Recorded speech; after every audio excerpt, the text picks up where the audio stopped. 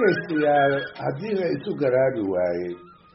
cumar aadan galayr hadduu dilay ina cabdilla liibaan jilibkii uu ka dhashay haddii magtiisii la siin waayey markaasna cumar loogu aaray kuwii laga dilay markii loo ergeeyey haddii ay xagga nabadda u xagliyeen haddii ay oggolaadeen ninkoodii oo ay duutiyaan iyo cumar oo ay 120 halaad ka bixiyaan wixii dhacayna laga heshiiyo aadan galayr iyo wiilashiisii hadday taladaas wacan ku gacan sayreen haddii dagaal mooye tala kaloo idili ay u dhadhami weynay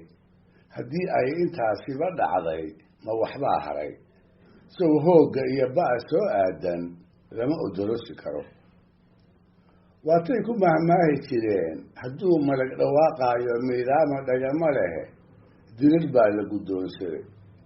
hase la guddoonsadee maxaa laga helayaa la isma weydiin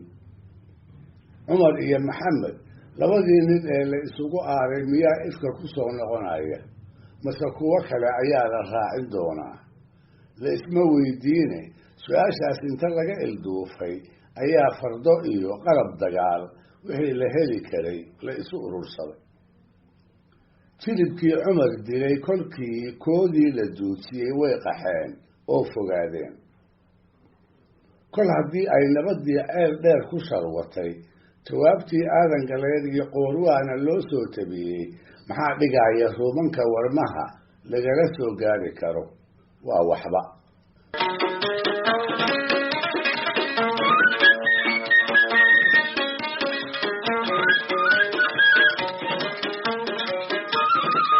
maalintii dambe ayaa waxaa dooxateeyey aadan galayr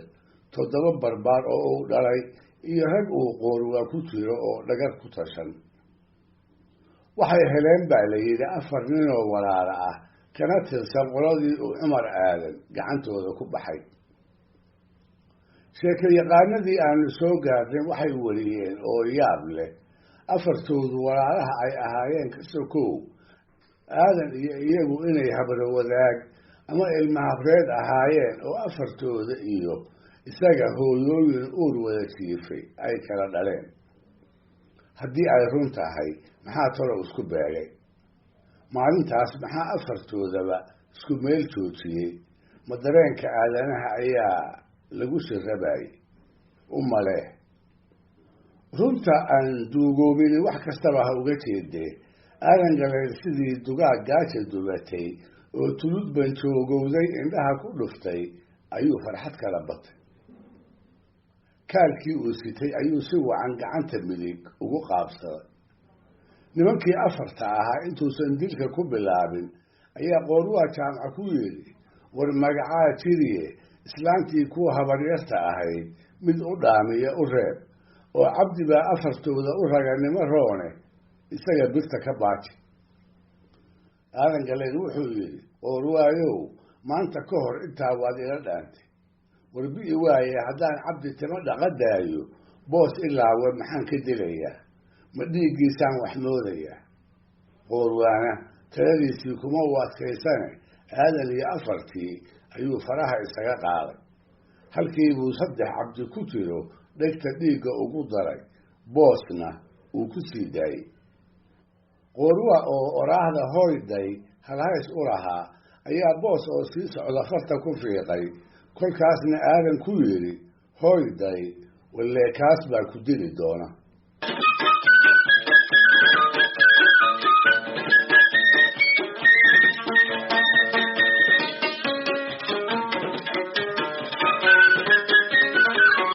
maalintaas kadib dagaallo badan asii yaryaroo aan loo magac bixin ayaa dhacay gaadmo iyo bareer duulaan weyn iyo gulufba dhowr maalmood baa fooda la isdaray guryo doora ayaa haawaday dumar badan baa asay xirtay carruuro aabbayaal lahaan jiray baa agoontoobay tima cagaar aan tiro lahayn baa haadda loo waray gorgorkii iyo tukihii baa inta ku degay hilibkoodii ka haagay iyada oo aan cidina ciidda ku rogin baa 20 jir miiran gaga cidla ah looga dhaqaaqay gablan iyo guryo ba'ay baa labadii dhinacba la soo gudboonaaday dagaaladaas yaryar asii isdaba joogga ahaa ayaa waxaa ku soo shaac baxay boos ilaawe oo ahaa ninkii uu aadan galeer liidi jiray ee maalintii uu hortiisa walaalihii ku laayay isaga dilka ka baajiyey. wuxuu muujiyey dabadeedna loo aqoonsaday inuu yahay dagaalyaqaan haddana geesi ah, kini adaygna ku darsaday. dabadeed boos oo isu diyaarinaya goobo waaweyn oo uu madaxa islahaa way soo fool leeyihiin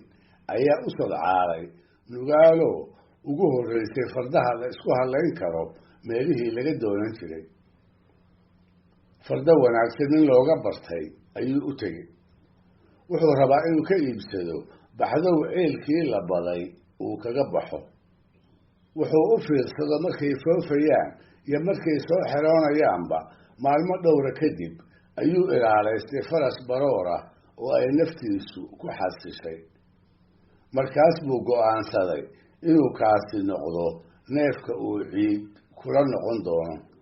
gorgortan dheer oo adag kadib ninkii faraska lahaa wuxuu oggolaaday 9 qaalmood oo ugub inuu boos ka siisto. ha yeeshee faraskii iyo geelii goortii la kala meersaday ayaa waxaa qaalmihii ka daba booday mid marcurada oo igar ahayd. ninkii faraska laga iibsadayna intuu muuqeeda u bogay ayuu boos ku yidhi, dumarka 3 ah ee ii dhaxaa waxay iiga furan yihiin inaadan faras meesha kala tegayn haddii aanad qaalintaas geela 9 ah ku soo tobnayn. isna faraskii iyo qaalintii intuu faraskii doortay ayuu maqaarkeediina u tuuray. maalintaasna wuxuu nugaal kala laabtay roor godan faraskii la baxay ee ciid iyo hawdoo idil ka soo shaac baxay.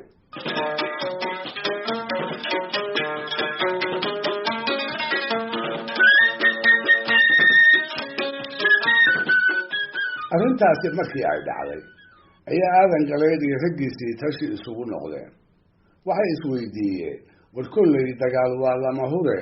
boos ilaawe ayaynu ku beegnaa. dagaalyahanadii reerka midba markii magaciisa la soo qaaday ayaa ugu dambaystii waxaa la isku raacay cali baar gooye mooye boos cid u babac dhigi kartaa inaysan jirin. waxaase la isxusuusiyey ninkaasi inuu iyaga ka taloobay oo geyikooda ka fog uu u guuray kadib kolkii laga tala diiday ergeyntiisiina loo tixgelin waayey. halkii lagu sheegay inuu degmaystay ayaa rag loo diray. hase ahaatee in reeraha lagu soo celiyo waa lagu guulaysan waaye.